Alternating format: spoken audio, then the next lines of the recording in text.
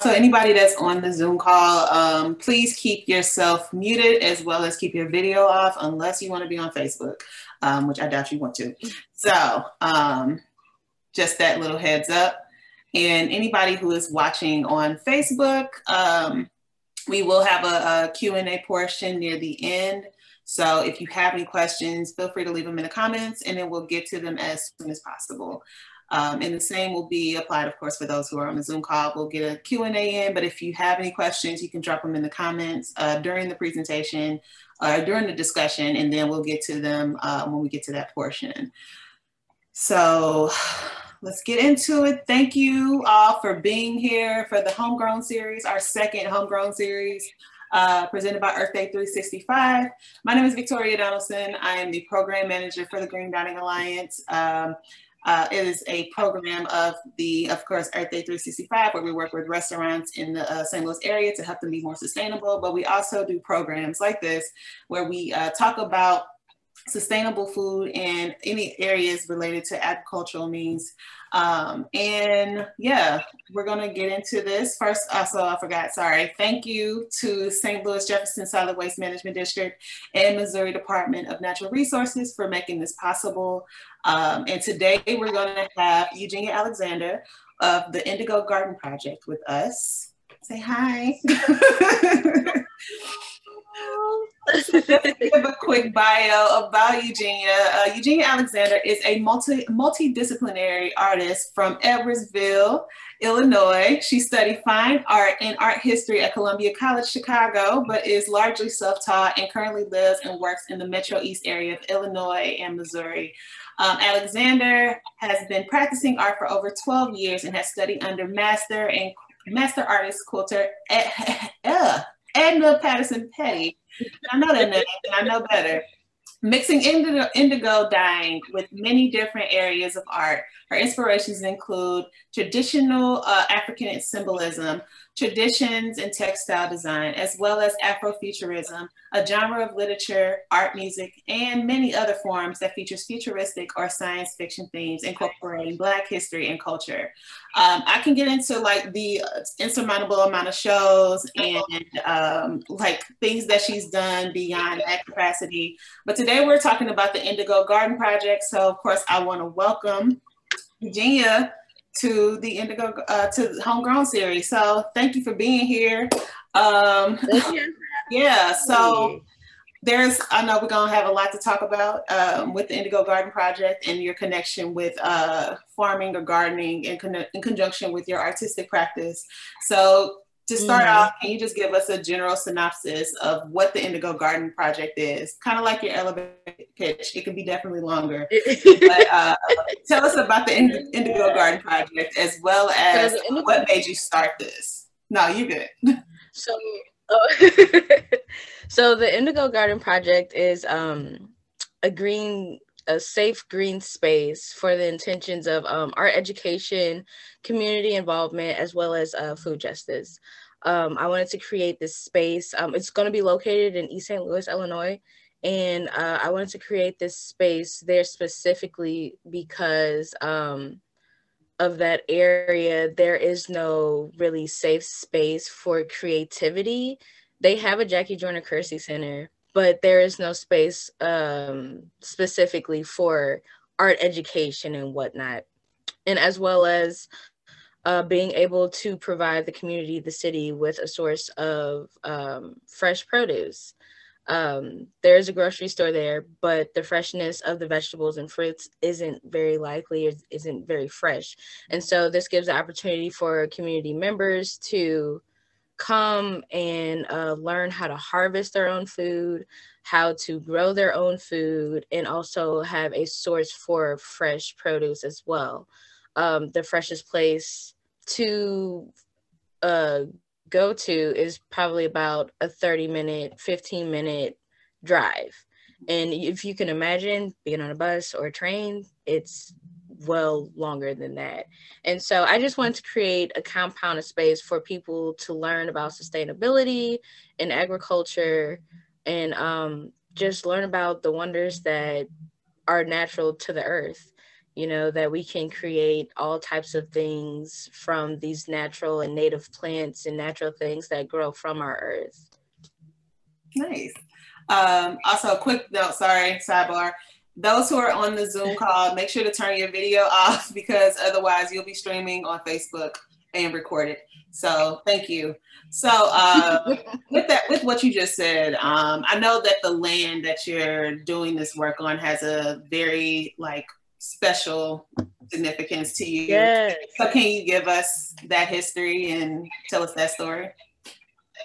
Yes. So through donation and grants, I was able to buy my great grandmother's land where she was raised, and it was owned by my great great grandmother, who I'm actually named after, Eugenia Willis and Joseph Willis, her husband. They were natives of Mississippi. They moved to East St. Louis around 1941, 45 because of the Great Northern Migration. Of course, right. And so they came from Rolling Fork, Mississippi to East St. Louis. They had family there. And so my grandfather, Joseph Willis, my great-great-grandfather, he owned that land. He built the house that was there. My great-grandmother, Alberta Hicks, aka Grandma Honey, she was raised there. And so a lot of my childhood memories is there. A portion of my life I lived in Minnesota, and so every summer we would drive down to Illinois to East St. Louis and spend summers at my grandmother's house, and just be with cousins at my great grandmother's house, barbecues, 4th of July's, just it's a lot of memories, a lot of love and memories there. And so my grandmother, Edna, she was born and raised there, stayed there, lived there. She still lives in East St. Louis. My mother, she was born and raised in East St. Louis, and then moved to Edwardsville. And so I'm first generation removed from East St. Louis. And so it's a lot of family ties there. And so I was actually looking for property that was close to my grandmother, Edna, her space, because I wanted to keep it around family and stuff like that. But I couldn't find anything or whatnot. And so I randomly just asked my mother if she remembered the address to my great grandmother's. And she was like, of course, that's something I'll never forget. So I looked it up, and it was actually owned by the city. And I was like, oh, I got to snatch this up before somebody else, I got to keep the family. Yeah. And so I feel like it was divine. And she was just like, yep, this is for you. I know what you're trying to do with it. It's going to be available until you snag it. And so I believe that was my great grandmother, my great great grandmother as well, blessing me with that opportunity to be able to get that land and put it back into family and community and stuff like that.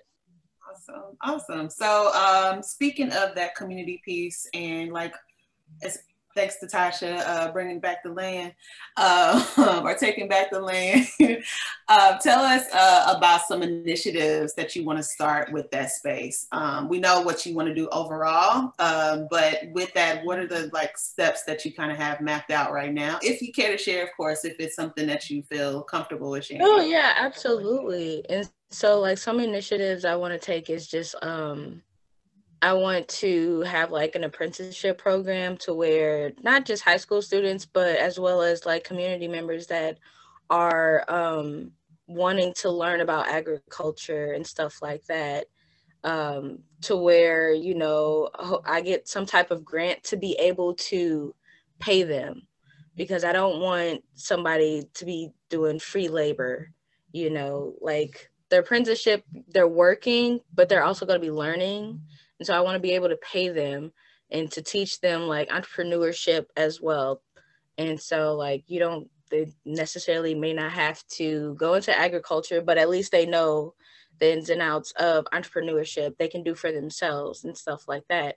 I also want to, if this gets big enough, place a agriculture greenhouse with East St. Louis Lincoln High School.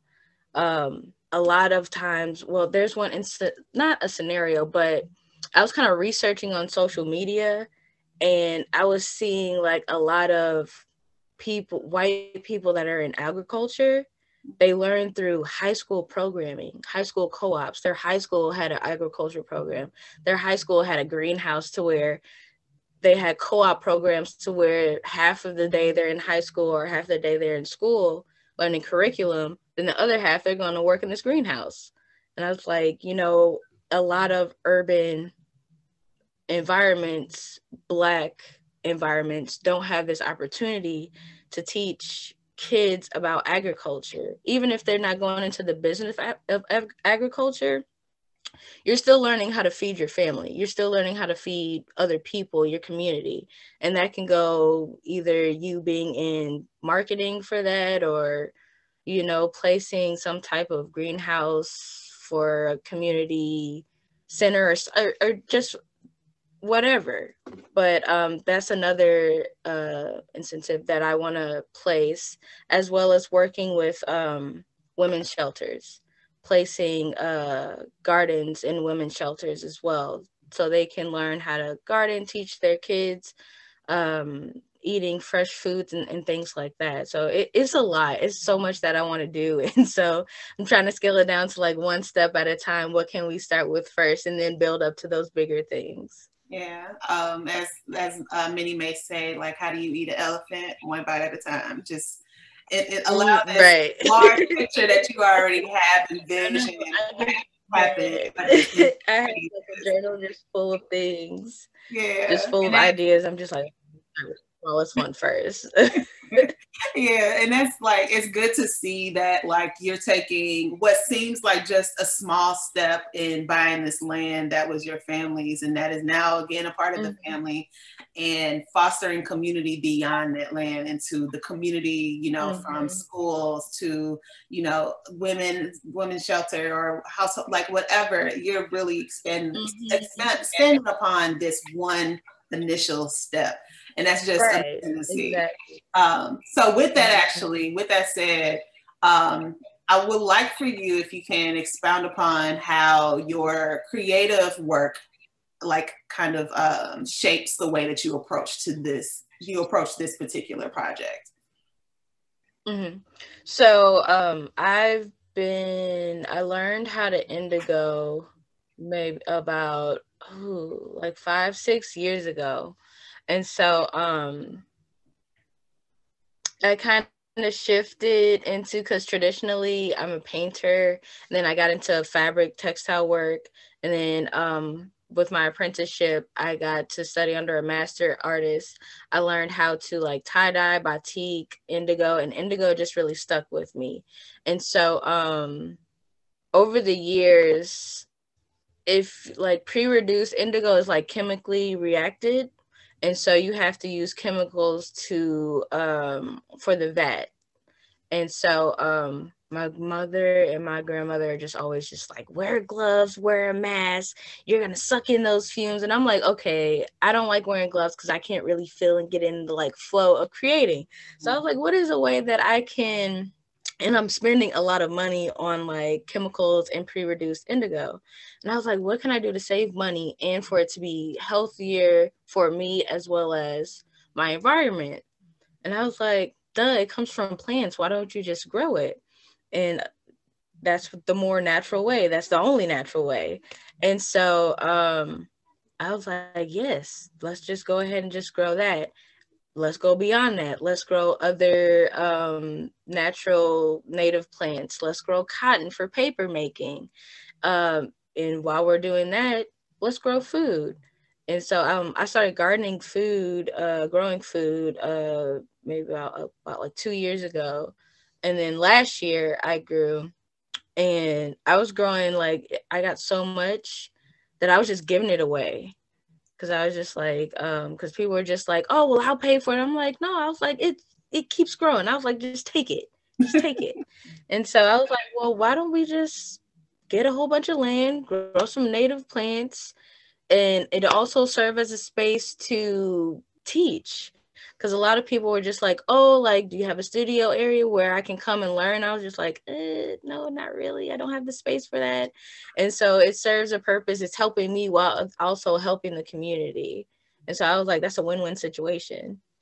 Yeah, awesome. So in that, do you like, we don't typically have conversations about East St. Louis, especially for me, and I've had this conversation with people, shout out to Tasha, who I know is on the call, talking about how can we as, you know, St. Louisans, people who live in St. Louis, support our people in East St. Louis, because like you mentioned, and the same narrative applies to my family. My family's from Mississippi, and they came up to East St. Louis when they, you know, during the Great Migration, and that's where they were until eventually they moved over into St. Louis. So we have history, you know, as especially as Black people from St. Louis with East St. Louis very directly. So with that, is there something, or is there something that you can point out that beyond the Indigo Gardens initial work, in the work that you're trying to do on your own, what is some other work, or some other, I don't want to use the word void, but for the sake of this conversation, let's just say, what are some voids that you think that we should fill as, you know, as neighbors within the St. Louis metropolitan area to support East St. Louis? I feel opening up opportunity for the Metro East area, East St. Louis area. We're so close to St. Louis. We're so close. Not even that like a lot of people. I for my volunteer day, somebody from St. Louis was just like, "Oh, where is it located?" I told them the address. They looked it up. Oh, you're like 8-10 minutes away. I'm like, yeah, we're right across the bridge. Like, we're that close. And so, but the border of just like Illinois and Missouri, it's really hard to find funding and opportunity for like grants and funding in Illinois, specifically the southern region of Illinois. Like, I find a whole bunch of grants for Illinois, but it's always Chicago. You got to be in that Chicago area. You got to be in a 40-mile radius of Chicago. I'm like, I'm at least like 100 and some miles away from Chicago.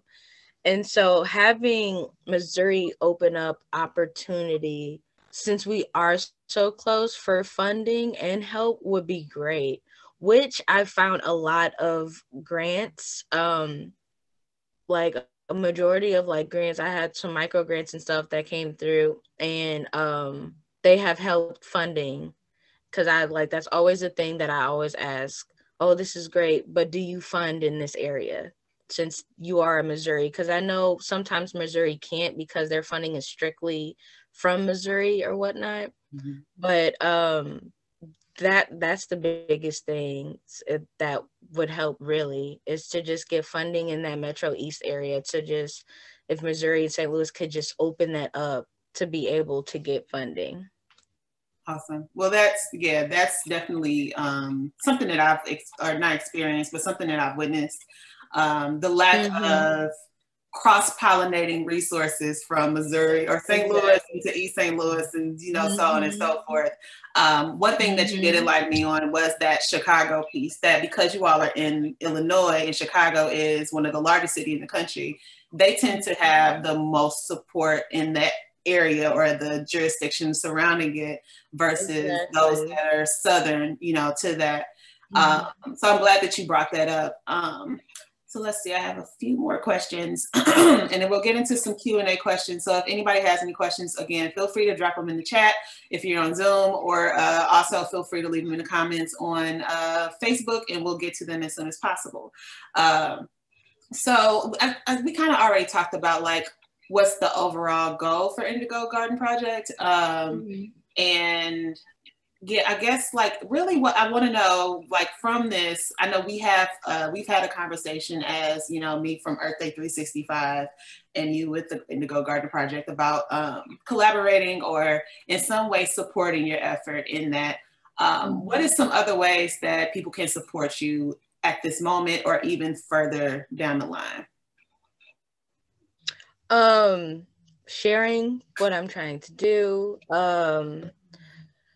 donations, and I tell people this all the time, because when I say donations, people think that it's money. I don't need money. I need help building. I need help cleaning. If you have 2 lawnmowers and you can't use one, or even if one is broken, give it to me. If it's fixable, I'll get somebody to fix it. Like, and so just those resources, soil, cinder blocks, garden beds, you know, just anything. It doesn't have to be money, because guess what? I'm going to be buying those things with that money.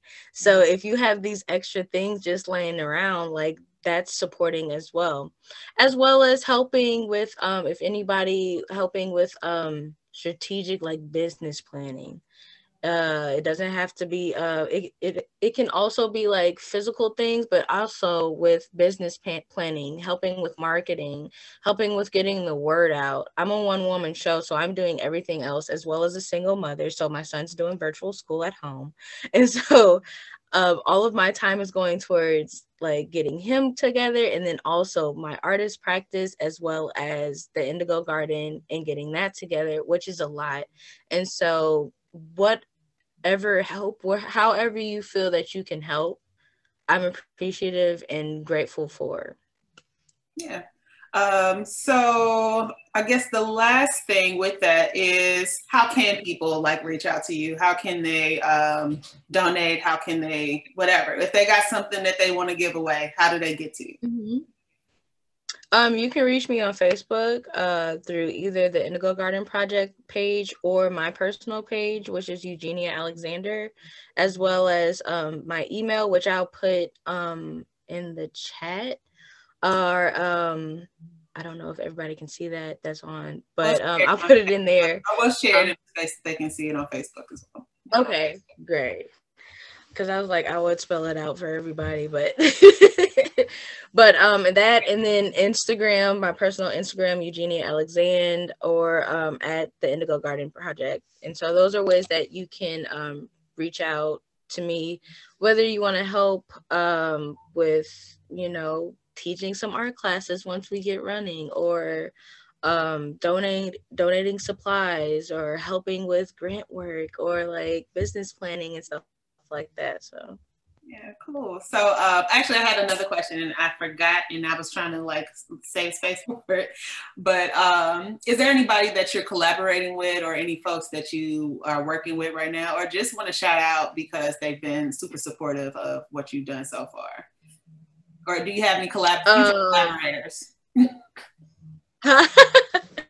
Yeah, but Tasha, oh my gosh, Tasha has been amazing.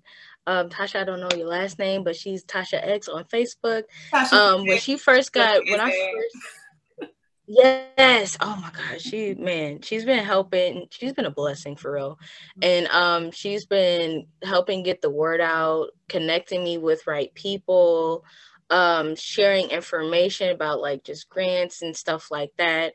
And so she's really like an advocate for Black agriculture, Black farmers. And so and I got your shirt, thank you, I should have wore it. And so yeah, she has a fundraiser right now for helping with buying merch to help Black farmers in the Metro East area, so they can be able to get like funding and stuff like that for what they need help with. But yeah, she's really been great. Good. So let's open up the floor for questions. Does anybody have any questions for Eugenia about whether her practice as an artist, or the Indigo Garden Project specifically? And I don't know, I'm trying to find the Facebook thing to see if there are any questions on there. Do you sell your art? Actually, I can answer that for you. Yes, because I have Indigo pieces. I actually bought just recently one of her Indigo pieces, which I love and probably need to press out because it's folding. So, but with that, yeah. But do you have any, like, with that, how can people actually purchase the artwork that you create from the Indigo? So I from my website, sorry. So my website is eugeniaalexander.com. And you can go there and see like my bio, read up on me and stuff that I'm doing. And then I also have a shop there to where you can buy prints and Indigo work and paintings as well. Nice. And actually, I'll be right back. This is so unprofessional. No. I have a Eugenia piece hanging in my office. Oh my gosh, you have like that is the first like oh my gosh. So That's like when I first started doing my I'm like a professional Eugenia Alexander collector. I have 2 pillows, a indigo piece, as well as this piece. This was actually given to me as a housewarming gift, so thank you. But any other questions? Tasha said, I just wanted to say how proud and inspired I am of you and the work being done in East St. Louis. And appreciate it, Tasha. Thank you. Yeah. Yeah, it needs to be done because that city just it has this reputation of just having this dark cloud over it from like what happened well over 100 years ago that they're still battling. They're still trying to pick up the pieces from a race riot that happened in 1917 to where like it was, I think back then, 1917, it was $400,000 worth of damage that was done that equates today to like $7 million. And so, excuse me, they're still trying to pick up the pieces and they need just, I've connected recently with a bunch of people that are natives there that are doing the work, that are cleaning up. They have cleanups they've been having cleanups about every weekend. And the next one is actually this Saturday. And I'll probably post on my page and as well as the Indigo Garden. And they also have a cleanup that's happening the 27th where they're going to have like games and like prizes and giveaways as well from people coming out to help clean up the area. And so it's just been like this revolution of just like people coming together in East St. Louis to clean up and to beautify and stuff like that. And right now I'm training to become a master gardener. And specifically, I wanted that training to go in to do community work with putting in community gardens all over East St. Louis. And so, Tasha, thank you for that. Thank you. That means a lot. Thank you. Now, it looks like we don't have. Oh, can you talk about Can you talk about what indigo is in art form? So yeah, can you expound upon just the practice of using indigo? So indigo is a dyeing technique. There's different ways. Like people think shibori is the indigo dyeing, but shibori is a technique of dyeing. You can use shibori with any types of dye, but indigo is specifically from the plant. So there's like all types of different. I wish I had some. I don't have any species. They're all in my greenhouse at my grandmother's, but there's different types of indigo dye. There's like indigo ferrosatoria or something like that, indigo ferratinctoria. And so there's like Guatemalan indigo, there's African indigo. And so indigo is from different regions. But my art practice, I specifically research and study the West African practice of indigo dyeing. Nice. Any other questions that we have in here? And I had a question until that one popped up. So I actually wanted to see if you could talk more about that history of East St. Louis in regards to, we talked about the race riot, of course, but also just the environmental racism that has plagued East St. Louis in that area specifically, like not just specifically that city, but the area surrounding it as well. Like, do you have any other that? Well, not much knowledge. I mean, just like per se, like political knowledge, but like just personal knowledge. I know that, it's just like your basic, predominantly Black, low income community. These communities are all over the United States. And so these communities take the runt end of, just everything. There is no city cleanup. The city doesn't clean up anything because it's not in the budget. And arts is cut out of the budget. There's no like arts for real, because that they're not able to pay anybody, you know. Even and I was talking to Rebecca, I don't know if she's still on here, from Relief, Missouri, but we were talking about how trees aren't planted in these communities simply because of, you know, just trying to keep an eye out on people and just like security purposes so they can watch everybody and stuff like that, to where these communities are taking the run-in of that type of environmental environment community, where trees helps with asthma. It helps cool the communities around you. It prevents, you know, heat and stuff like that. There's more shade, it's more cooler and things like that, and it's more beautiful. And so, you know, of course, living in communities as such, the community members, they see trash every day. So it's just like, of course, it's like, nobody cares about me, so why should I care about this community? And so that's why I'm doing the work that I'm doing, to where hopefully it's a domino effect of what I'm doing. Like where my plot is right down the street from housing projects. And so hopefully this initiates community involvement, which I know is going to be a little bit of tug because they're not used to it, but I'm all for it.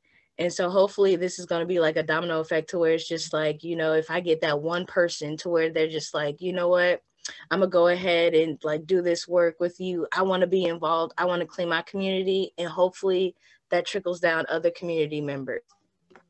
Awesome. So actually, Rebecca says she's still here, of course.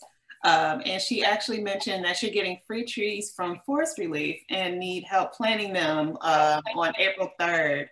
And we can sign up, and that, of course, for those who are on here, you know, the link is in the chat for Zoom people, and then we'll share that link on Facebook as well. So those who may be watching on Facebook can also check out that opportunity to help the Indigo Garden Project plant some trees. We also had another question. What are some other ways we can expand our reach in agriculture outside of growing food? Which is a great question because I don't have a green outside of growing food, growing pollination gardens. We need bees. We need bees. As much as we may hate wasps, we need those as well because they're pollinators as well. They pollinate flowers. They pollinate our food. And so definitely going to be growing pollination gardens to help bring in those pollinators like Bumble Bees and stuff like that, as well as bee farmers. And you can have honeybees or bumblebees. Bumblebees don't sting. They're a little annoying because they're fat and their wings are loud, and so they buzz really loud. But they're pollinators because they are so big and fluffy. The pollen gets stuck in their fur coats, and so when they travel from flower to flower, they pollinate. And so you could have like a bee farm, and there's grants actually to be able to get that you can apply for to get like small little bee farms for like the community or for your garden and stuff like that for those purposes. So there's lots of ways that you can support agriculture without growing food. Nice, thank you. Let's see if we have any other questions. No more? All right. I guess we could call it at that. So, apparently, sorry, I missed this comment. One of our young friends, Angie, mentioned that the USDA may have funding programs to build the greenhouse. So that's a resource to hopefully help get that moving. And honestly, like for anybody watching, whether again on Zoom or on Facebook or later on, if you have any resources or anything that you think will be helpful for Eugenia and the Indigo Garden Project, please reach out to her. Send it to her, you know, email her, which we'll have, of course, available for you. And get that information out. And there's plenty of other people like Eugenia out there that are doing this type of work that is very significant and impactful. And whatever resources that may be available, they need those. And like it usually is like a 1 or 2 person job happening, and they just need the, you know, people to just hand this over, you know.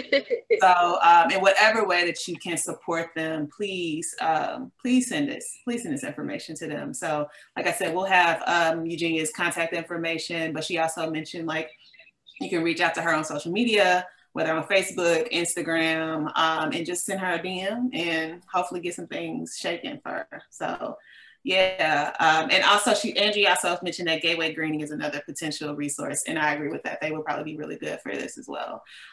So let's see, if there's not any more questions, I want to thank you, Eugenia, for being here, for doing this Homegrown series. And everybody that's watching on Zoom, we will have this, of course, on Facebook continuously, but also have it up on our website to watch later. And that's it. Thank you so much, Eugenia. I hope this was as helpful and beneficial for you as it was for us. Yes, yeah, so thank you. And thank you everybody for tuning in. Again, I'm Victoria Donaldson. Yes, I'm the program manager for the Green Dining Alliance, which is a program of Earth Day 365, which is the host of this Homegrown series.